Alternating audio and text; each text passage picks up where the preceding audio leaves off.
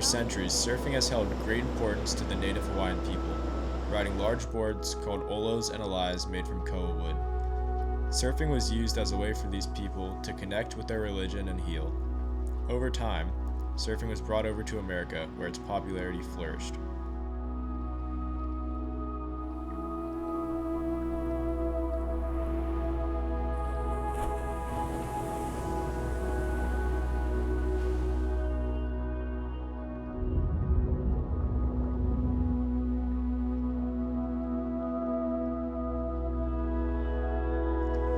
It used to be that surfboards were made by local craftsmen and the skills were passed down. Wood was replaced for foam, and today roughly 95% of boards are made in factories. The other 5% are made by those who take matters into their own hands.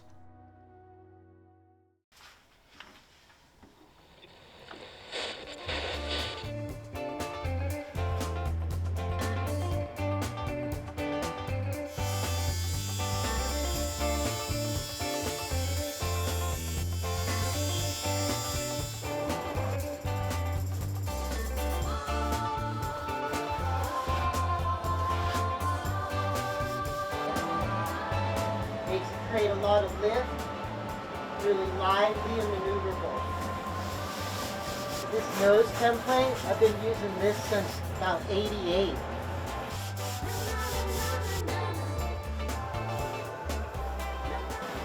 Looking good, feeling good.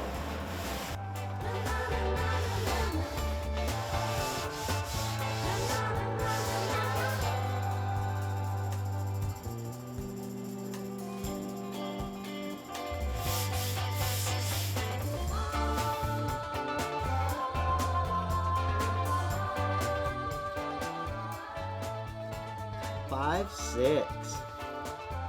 Put a little tiny date right there.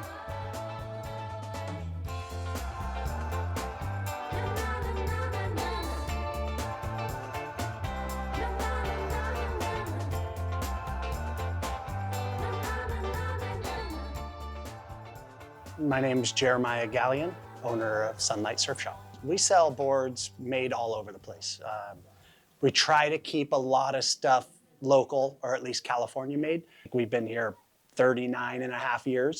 Makes us the oldest shop in San Francisco or Pacifica, but that could all change if we, ignore what people are looking for. If I had nothing but hand shapes in here and somebody came in and said, hey, these are all too expensive, I'm gonna buy online and get something from overseas because it's half the cost, then, we're gonna go out of business.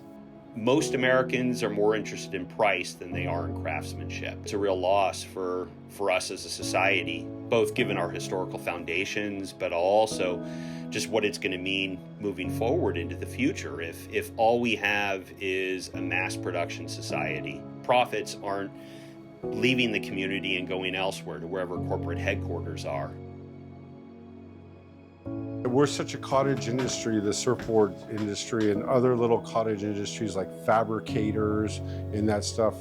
We're losing that here, in the United States. It's like going away. There's a lot of crappy boards out there now. There's a lot of boards made in Taiwan and are made in factories and aren't made with any kind of love or any kind of craftsmanship. They're just blown out for money. They are in it to make money and not to make better surfboards. And those boards don't last. Surfboards are a crazy product. It's not a real product. It's a piece of art that you can actually ride.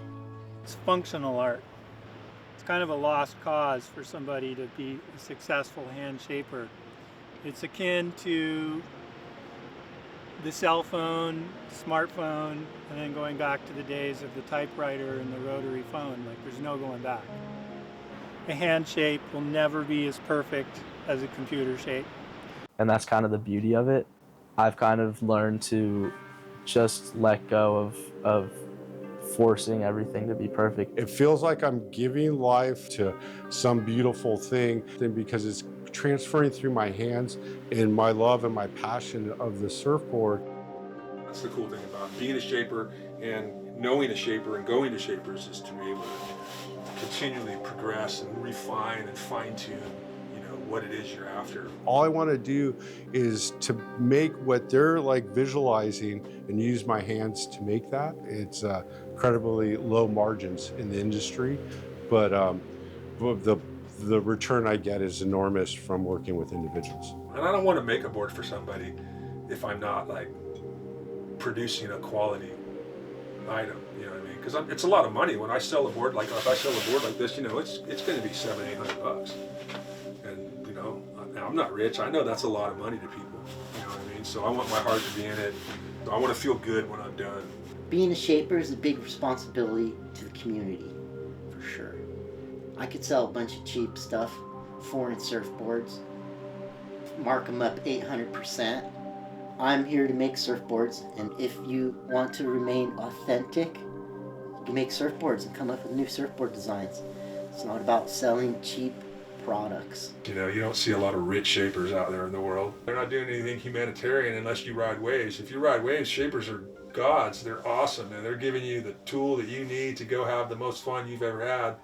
So in that respect, they're icons. The spiritual part of it for me is taking it and riding a wave on it and getting that experience. Like if you haven't surfed before, if you know what it's like to go out and get a magical wave on a board you made, makes it even more special. It's like winning a race in a race car that you built the car in your garage. That's just a feeling that I've been trying to replicate since I started. It's when you stand up the first day on a surfboard with the senses, you know, hearing the wave, hearing the wind.